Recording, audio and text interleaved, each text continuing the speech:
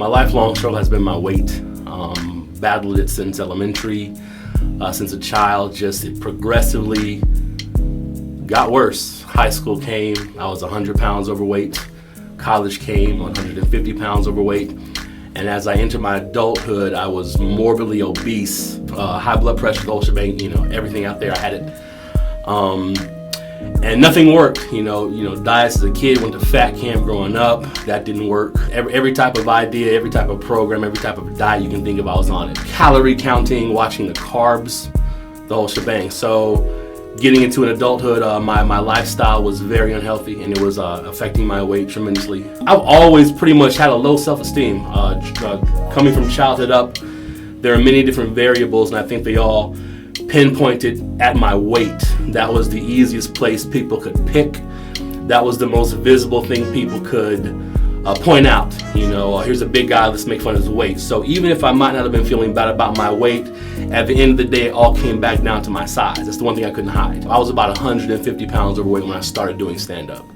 As I grew in my career, I grew in my weight. As I began to get more shows, begin to tour, my body was a reflection of that. I was drinking, eating, and as a result, my weight just got worse to the point where I couldn't complete a set. Part of my getting into comedy was a way to face that head on. I started to build some esteem as I was able to look at my hurt and turn it into something that was fun. But ultimately, when my weight got out of control, I triggered right back and found myself right back, feeling down, dealing with how I really viewed myself. If the weight was actually my crutch to my success versus just my subject matter. Because if I lost the weight, my thought process was, well, there goes half of my material, there's half of my set. However, at the same time, this subject matter is also going to be the detriment of my life. There were definite issues with my confidence. When you're on stage, you can create this persona and you can kind of custom tailor it to whatever you want.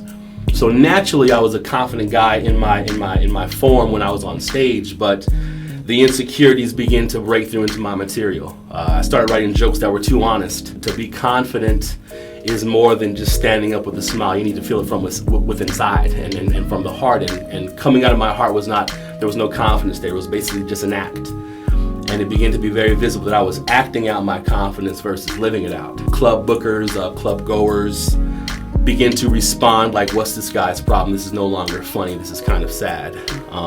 To the point where my booking agent was like, you know what? We really can't do anything else for you till you take control of your weight. So what did I do? Put on more weight. It got to the point where people were laughing at me versus laughing with me. And when you're doing fat jokes and they're causing the crowd to feel bad for you, feel sorry for you, that's not funny at all. On my last show, I got off stage and I almost passed out. And when I finally came to a level, I realized, you know what, this is just not, this is not the step I need to take. This is not the path for my success. I come from a funny family. My family, since I was a child, all we will get together for holidays, get together for weekend events, and just laugh. From hello to goodbye, it's nothing but laughter. And it's more of a competition to see who can be the funniest. So from a young age, I always had that desire to be the guy in front. It wasn't until I saw Eddie Murphy's Delirious that I realized this is what I want to do. I want to do this. This is it. I want to get a red suit. I want to be in front of a bunch of folks, and I just want to let them know I'm the funniest. And it wasn't until post-college I was trying to impress a girl, as most guys always try to do, and lucked into a stage situation and just performed my first routine. And after that 5 short minutes of the worst jokes ever, I fell in love, and it just became my drive. It was a huge life change. I had to completely change how I ate, had to change how I approached food, had to change how I view it. And there's the saying, you need to eat to live, not live to eat. And I've really taken that on, whereas now I will stop for a meal, but my whole day doesn't surround that. And so my health has obviously drastically improved. I'm down 105 pounds. Now when I wake up, I don't feel like I'm being choked to death by myself because these have gotten smaller too. And there's just a new perspective. It's not just an idea of hope, but there's just a future optimism I have. I used to not think I was going to hit 40 because I was probably going to have a stroke or a heart attack. There is a future ahead of me. There is more to look forward to. This is just the first chapter.